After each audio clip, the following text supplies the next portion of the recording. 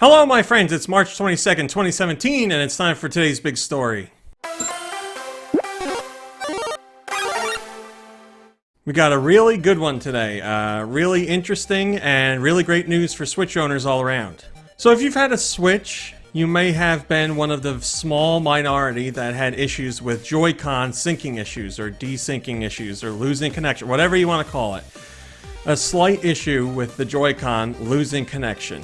And people have been sending those back to Nintendo, and Nintendo has been sending them back with repairs or replacements, and that's that. But now, we see what Nintendo's actually doing with the Joy-Con, how they're fixing the issue, and then furthermore, Nintendo just released a statement explaining what goes on.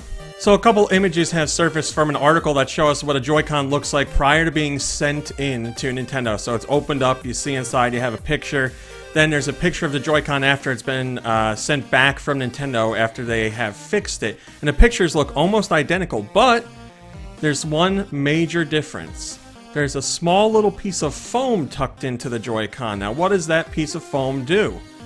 It's the whole reason the Joy-Con isn't losing its connection anymore. This could be, it's not officially confirmed, I mean it could just be a piece of foam that's doing the job, but this could be conductive foam, which is foam that's specially treated with nickel, copper, or both, and that lets it shield electronics from RF interference.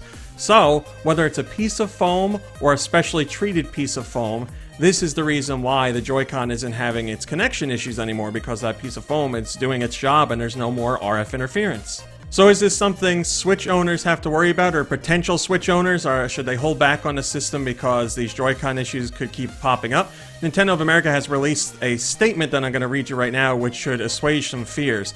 They say, there's no design issue with the Joy-Con controllers and no widespread proactive repair or replacement effort is underway. A manufacturing variation has resulted in wireless interference with a small number of the left Joy-Con. Moving forward, this will not be an issue as the manufacturing variation has been addressed and corrected at the factory level. We have determined a simple fix can be made to any affected Joy-Con to improve connectivity. So that would be the piece of foam, but Nintendo says there's no major issue, there never was. There were people experiencing issues, but it wasn't any big thing that was worthy of a massive recall or anything like that. And they're saying if you have those issues, you can get in touch, and it was all due to a manufacturing variation that has since been fixed. So if you buy a Switch that's out there now and you get a Joy-Con that's not working right, you can have Nintendo fix it for free, and you just get in touch with customer service and they'll take care of it. And as more units come out, they will not be affected by this issue because the manufacturing variation has been fixed. Mortimer on Go Nintendo says, as far as I'm aware, all these issues with Switch are fairly uncommon. The scope of them just blown way out of proportion by the internet. Yeah, you know, that kind of happens when you get things on the internet. Like, these things have to be reported, but unfortunately, a lot of people tend to latch on to the negativity and the bad stuff and amplify that.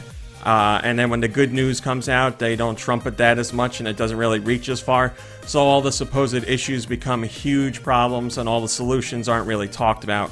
So yeah, there are people that have Joy-Con issues, and Nintendo's obviously addressing that now, but again, they're saying it's not a major issue, and people that have the issue are getting it fixed, so it's good news all around. Obviously, you don't want to buy hardware and have it not work correctly, but Nintendo has been fixing it for free. They say it's not going to be an issue anymore, and you should be able to go ahead and enjoy your Switch, whether you have one already or plan to buy one, without any worry of there being issues with the hardware that haven't been taken care of by Nintendo, or Nintendo can't take care of for you right now. Alright, my friends, that's today's big story for March 22nd, 2017. Thanks for watching and liking and subscribing and commenting and all that good stuff. It's very much appreciated. I'll be here tomorrow for whatever tomorrow's big story is, and I hope you will be too. So until then, have a lovely day, have a lovely evening, and I will see you in a few short hours. Hey guys, RMC here from Go Nintendo. If you like what you saw in the video, why don't you give us a thumbs up and maybe even subscribe? We'd love to have you. If you want to see what else we're up to, you can check out GoNintendo.com for 24-hour Nintendo news. You can visit us on Facebook at facebook.com/GoNintendo. You can check us out on Twitter at twitter.com/GoNintendoTweet. And we're even over on Instagram at instagram.com/GoNintendo. I put all the links in the description just to make it easier for you guys to follow. Thanks a lot.